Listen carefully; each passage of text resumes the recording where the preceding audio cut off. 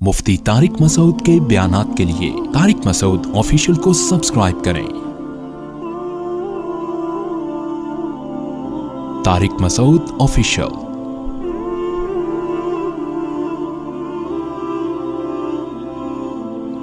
देखो, अल्लाह को खुश करने के लिए, अल्लाह से मोहब्बत करने के लिए इबादत करना, बोलो भाई, जरूरी। तो अल्लाह ने हमें बताया कि तुमने नमाज पढ़नी है इस तरीके से, तुमने मुझे खुश करने के लिए क्या करना है। तभी आतल माला अला हुब्बिही, गैर मुस्लिम जो इंसानियत की मदद करता है, अल्लाह ने साफ बता दिया ये इंसानियत की इस मदद का इनको दुनिया में अजर मिलेगा, आखिरत में कोई अजर नहीं मिलेगा, क्योंकि इन्होंने ये अल्लाह के लिए नहीं किया, अल्लाह के लिए नहीं किया इन्होंने। अल्लाह के यहां उस चीज की कदर है जो किसके लिए हो, अल्लाह के लिए हो, उस चीज की कदर है। अल्लाह कहेगा मैं पहले हूं, मेरे लिए किया तो मैं अजर दूंगा, मेरे लिए नहीं किया तो जिसके लिए किया उससे जाके ले लो अजर। तो जल्दी जल्दी फिर वही बात रिपीट हो रही है। तो गैर मुस्लिम को यह भी नहीं पता बेचारे को कि माबूद को खुश कैसे करना है। हमें एक एक चीज में रहनुमाई है, किस बात से अल्लाह खुश होता है और किस बात से अल्लाह नाराज होता है, किस बात से बहुत ज्यादा खुश होता है, किस बात से थोड़ा खुश होता है। अल्लाह तौबा से भी खुश होते हैं। अगर आपसे गुनाह हो गया ना, तो जैसे अल्लाह गुनाह से नाराज होते हैं, जब गुनाह से तौबा करोगे तो उसी हिसाब से अल्लाह खुश भी होते हैं।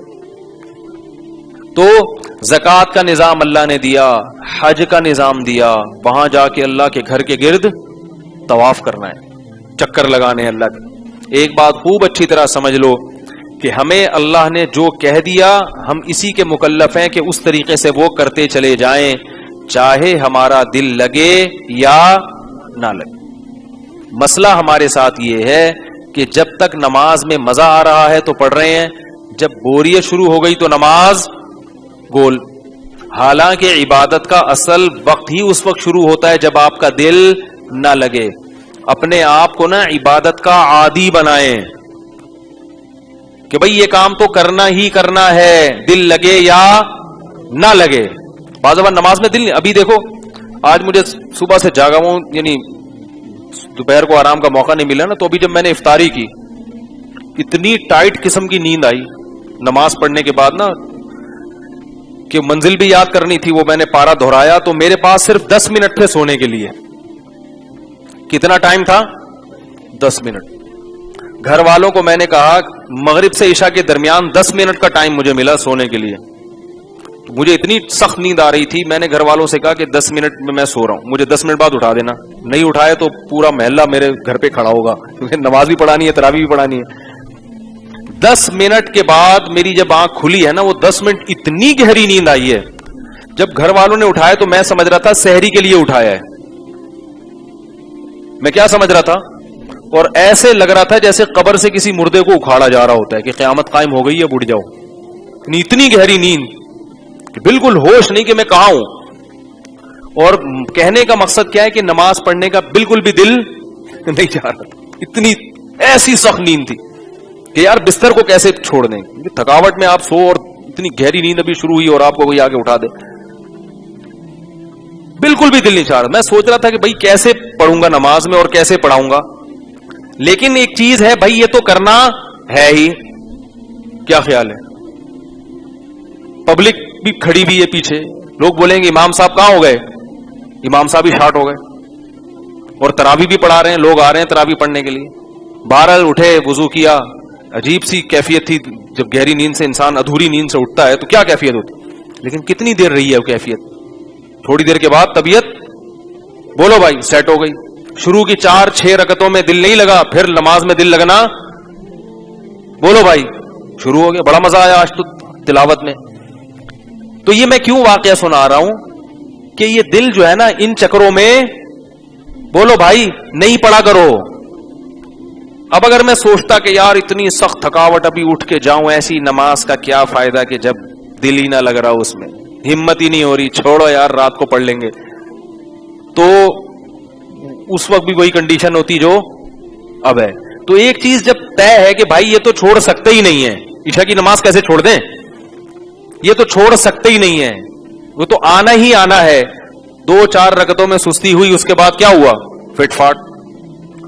تو میرے پاس لوگوں کی کالز آتی ہیں, دل نہیں لگ رہا, یہ نہیں ہو رہا, تلاوت میں مطلب بھائی کر لو, دل لگے نہ لگے, جب کام کرنا شروع ہو گئے انشاءاللہ دل لگنا خود بہت. یاد رکھو کسی چیز کا ارادہ کرنا مشکل ہوتا ہے, کام کرنا مشکل نہیں ہوتا. یہ خوب اچھی طرح جس کو یہ چیز سمجھ میں آ گئی نا, وہ دنیا میں بڑے بڑے کام نمٹا دے گا. ہم یہ سمجھ رہے ہوتے ہیں کہ میرے لیے جو اٹھنا مشکل ہوتا ہے نا, تو یہی کیفیت میری ہر وقت رہے گی. ایسا نہیں ہے. آپ ایک دفعہ اٹھ کے کام شروع کر دو, آپ کی طبیعت میں خود بخود نشاط پیدا.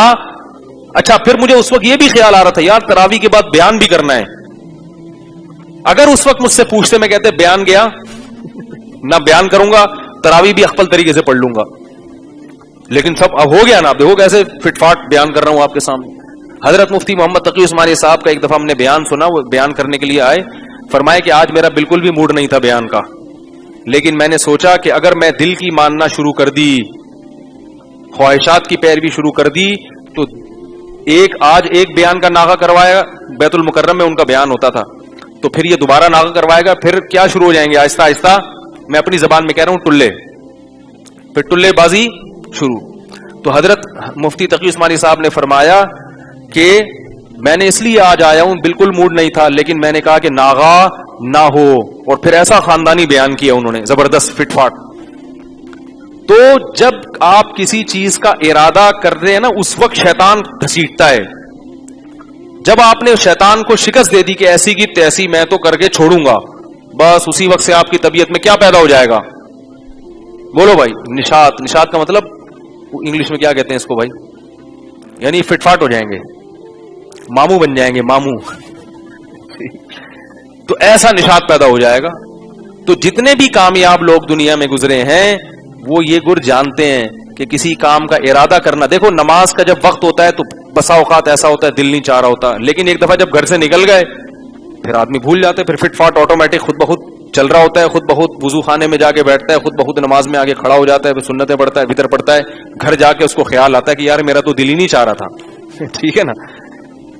رمضان کا بھی ایسا ہی ہے, صبح سحری میں اٹھنے میں دل نہیں چاہتا اگر رات کو دیر سے سوئیں, اٹھتے ہیں پھر بھی تھوڑی دیر کی سستی ہوتی ہے, اس کے بعد بالکل فٹ ہو جاتے ہیں.